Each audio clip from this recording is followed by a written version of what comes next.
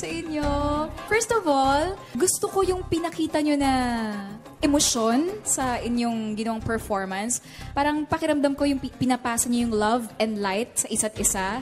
Medyo nakulangan lang ako sa ginawa nyong ending. Parang hindi siya ganun kalaki katulad ng ina-expect ko. And sana next time din, i-work on nyo pa yung pagiging coordinated nyo sa steps and sa choreography. Kasi may mga boys na hindi nagsasabay. And sa girls din naman, may mga konting, may mga split second na hindi kayo nagsasabay. So I think yun na lang yung i-work on nyo next time.